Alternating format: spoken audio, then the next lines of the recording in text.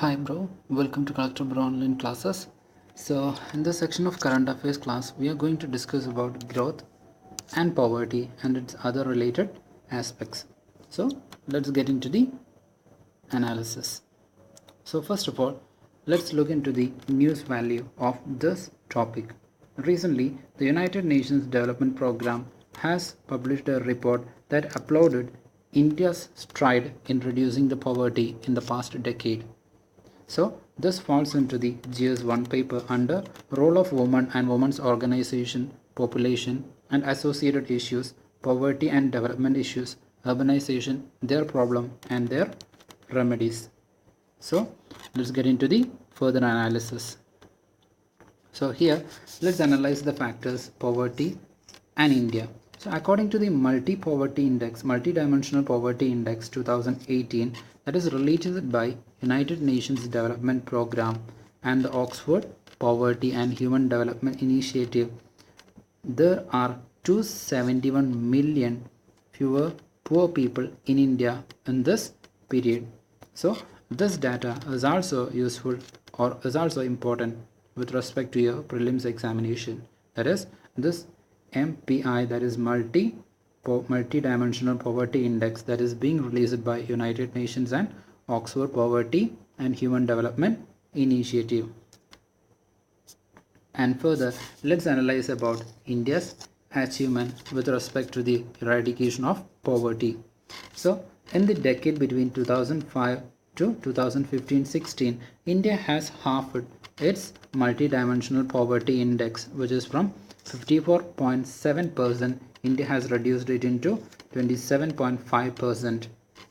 And this multi-dimensional poverty index, an index that looks beyond the income poverty to take into account the deprivation in the health, education and the living standards. Now let's analyze the challenges before India and the concerns with respect to the multi-dimensional poverty index report. So despite the massive gains made in reducing this multi-dimensional poverty, 364 million Indians continue to experience the acute deprivation of in the health, nutrition, schooling and sanitation. And further, just over 1 in 4 multidimensionally poor people in India are under 10 years of age. That is, this shows the acute picture of the child malnutrition or the poverty.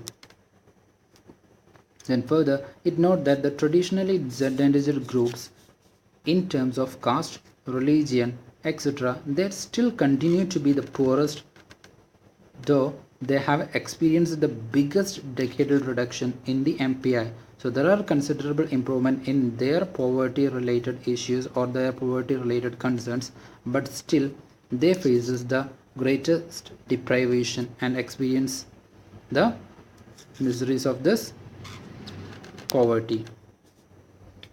Then further, the sharp reduction in poverty ratio and the number of peoples who are poor happen at a time when the growth rate was very high, as shown by the consumption based poverty and multidimensional indicator of the poverty. So here we can conclude that the growth is having a direct relation with eradication of the poverty. So here the concerning fact is that in recent times the current behavior of the poverty ratio in the light of slowing down of the growth or the economy. So in recent times the economic growth of India is showing a decrease or a declining trend. So here the eradication of the poverty as is having a direct relation with growth is under concern. Now let's analyze the issues in the poverty calculation. So the first one includes the lack of proper analysis of the data. So here let's analyze it based on the two committees and their recommended methodologies. So here the first is the Tendulkar committee methodology. So the estimates of the poverty based on consumer expenditure and using the Tendulkar committee methodology shows over a 7-year period between 2004-5 and 2011-12, the number of poor came down by 137 million despite an increase in population. So this committee or this report shows that there has been a reduction of 137 million.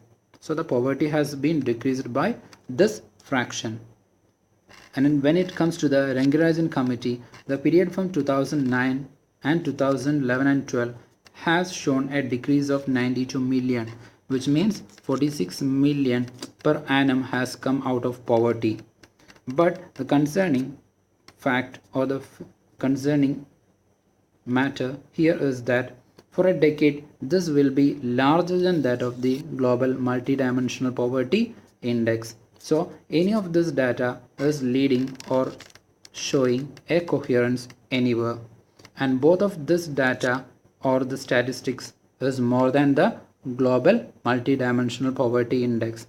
That is, those people which has come out of poverty as per the calculation of the global MPI is less than those calculated under the Rangarajan committee or under the Tendulkar committee. So which shows the lack of data and proper analysis of the data. And further, let's analyze that the poverty ratios based on the Tendulkar and the Rangarajan committee methodologies are lower than the estimated by global MPI. So here it is the poverty ratio.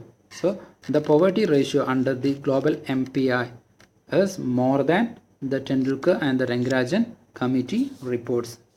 And we have reservation on using multiple indicators, as this multidimensional indicators or measures raises several issues regarding their measurability, aggregation across indicators, and crucially of database that provides the requisite information at reasonably short intervals. Then further, one can analyze the progress of non-income indicators like education, health, sanitation, drinking water, and child mortality, etc. over a time with income or consumption poverty. But converting them all of them into an index poses several problems. That is, calculating all them simultaneously is a challenge.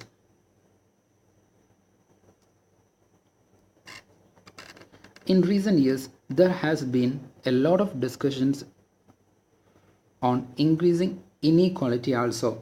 So it is true that the rising inequality has an adverse economic and social consequences, and in recent years there has been a lot of discussion on this increasing inequality.